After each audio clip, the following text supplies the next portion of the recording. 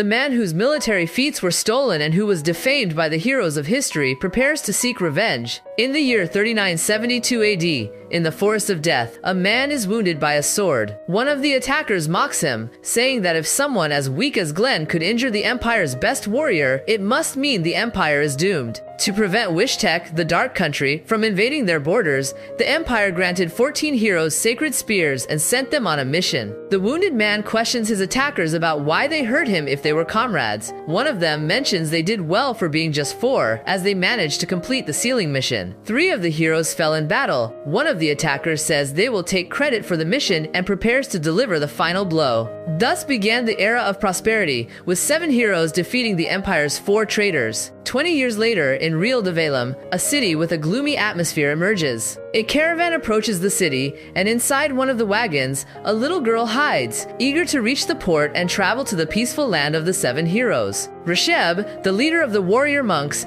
addresses the people in the square and, feigning sorrow, announces another execution of stowaways. The prisoners plead for mercy, but it's futile. Rasheb is determined to carry out the mission entrusted to him by Landgrave Stemolek protecting the border. The prisoners are executed. Rasheb reminds everyone that this ordeal is unnecessary and that those seeking a travel pass simply need to request it from his monastery. On a rooftop, a one-eyed man watches the scene. A soldier captures the girl from the wagon, and Rasheb moves to assess the situation. The girl insists it was a mistake and that she boarded the wrong wagon. Rasheb decides to execute her immediately to avoid having to clean up twice. She screams and begs for mercy, but a young boy recognizes her and says he has been waiting for her. He frees her and takes her away. Rasheb demands the boy's identity, and he claims to be Pipi's brother, despite their lack of resemblance, explaining that they have different mothers. Rasheb remains unconvinced and now wants to execute them both. The boy prepares to fight, but the one-eyed man intervenes, saying he has been looking for them.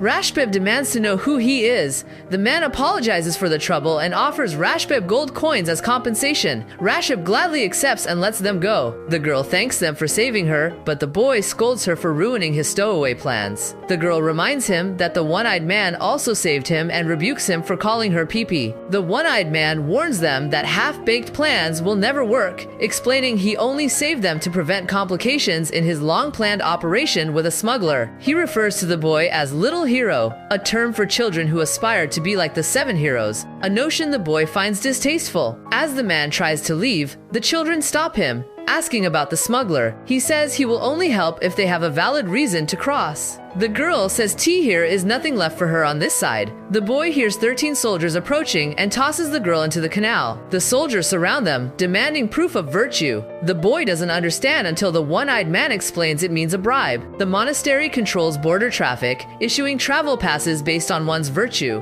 which is really just a donation size. The monks attack, intent on seizing everything they have. The boy draws his sword and effortlessly destroys one monk, astonishing the one-eyed man. The man briefly wonders if this is the person he's heard about, but realizes that someone so powerful would have been harder to approach. The boy defeats the remaining monks with ease, disposing of the evidence in the canal. The one-eyed man asks who he is, and the boy reminds him he's the little hero. The man requests his help and asks to join him. Pipi emerges from the water, scolding the boy for tossing her in. He insists it saved her life and declares they will now accompany the one-eyed man as they made a deal. The man introduces himself as Weed. The boy reveals his name is Coinzel. The girl tries to introduce herself, but they tell her tea here is no time and stick with calling her Pipi. The trio heads to the ruins of the underground city, now home to vagrants. Weed takes them to a tavern, where he meets his contact, who agrees to help after being generously paid for the transport. But Weed asks for a discount, which greatly annoys his partner, who reminds him that security measures are becoming increasingly strict. Weed calms her down, explaining that he spent a lot to save them. She agrees to help because she senses something special about them. Weed fetches Coinzel and brings him to Altea, the leader of the smugglers, who offers a deal for passage, though Coinzel seems displeased. Altea explains that if they miss the ship departing the next day, he won't have the chance to meet the 7 heroes. This piques Coinzel's interest, and he asks what she means. Altea reveals that to suppress the chaos of the civil war, the heroes will camp for 2 days near the border,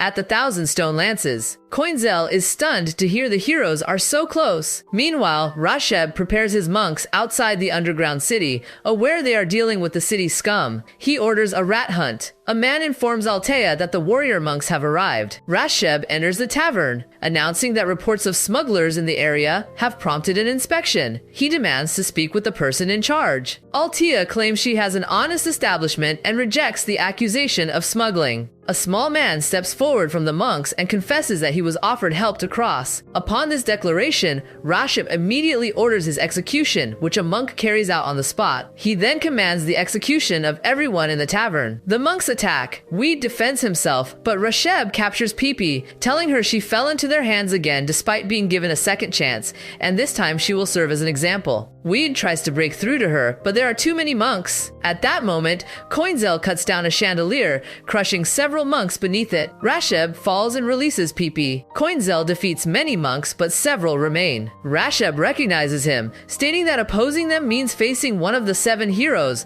Landgrave Stemwolech. Coinzel replies that this was his intent, eliminating a monk with a single move. He checks on Pipi, and Altea informs him that she merely lost consciousness from the fall. Furious, Coinzel searches for the culprit, but Rasheb is already fleeing. Rasheb runs until he is alone, realizing Coinzel's immense strength. He knows that if the monastery learns a mere boy defeated so many monks, his position as leader will be in jeopardy. Thus, he declares martial law. Weed's group prepares to continue their escape plan. Coinzel is determined to seize this chance to encounter the 7 heroes. Altea warns that martial law has made security even stricter, but they are confident they can overcome it. With no other choice, Altea reveals a secret path unknown to the monastery and promises to get them aboard the ship. Rasheb is convinced no rats will escape now and summons Rangzatz to ensure their capture. Rangzatz warns that his services are expensive, but Rasheb believes the price is worth it to eliminate his enemies. Altea leads the group through an underground tunnel. Coinzel struggles as he dislikes being in places without a view of the sky. Altea explains she discovered this path years ago after a cave-in, and it seems to have been used as a base by sorcerers. They are attacked by strange humanoids, but Altea swiftly eliminates them with her sword, surprising Coinzel. They near the underground warehouse by the port, where the ship awaits. Upon reaching the atrium, they encounter a grotesque monster. Altea freezes upon recognizing it. The monster attacks, and though they evade the initial blow, it leaves Altea visibly shaken. Coinzel scales the monster's arm, striking with his sword, but to no effect. The creature seizes him and slams him against the ceiling, creating a large hole and knocking him unconscious. Altea becomes increasingly fearful, haunted by trauma linked to the monster. Weed tries to calm her while spotting the ship through the ceiling hole. Pipi finally awakens, realizing the danger. Weed urges Altea to pull herself together and lead them to the ship, but she insists it's impossible due to the brief docking period under martial law. Convinced they will all perish, Altea despairs as the monster attacks again. Weed hurls a circular blade at its face, forcing it to retreat. He tells Altea he misjudged her, thinking she was strong and determined. If she wishes to surrender, so be it, but he will fight to the end. Wide throws his blade again, tangling the monster's leg and causing it to fall. The creature rises and renews its attack. Weed carries Pipi to safety, striking the creature's previous wound and creating a crack. The monster grabs Weed and throws him against a wall. He drops Pipi, who falls from a great height, but is caught by Altea. Wide hits the ground, gravely injured, realizing they are about to miss the ship. Suddenly, he sees a glow. The monster prepares to devour Altea and Pipi when Coinzel appears atop its head, thanking it for showing him the moon. Coinzel now looks stronger and more confident. The monster attempts to crush him, but Coinzel swiftly dodges and slices the beast in half. The group prepares to continue, but an explosion destroys the monster's remains. Above them stands Rasheb, accompanied by Rangzatz wielding a dark sword. If you've made it this far into the video, don't forget to write the word exquisito in the comment section. Thank you so much, and see you in the next video.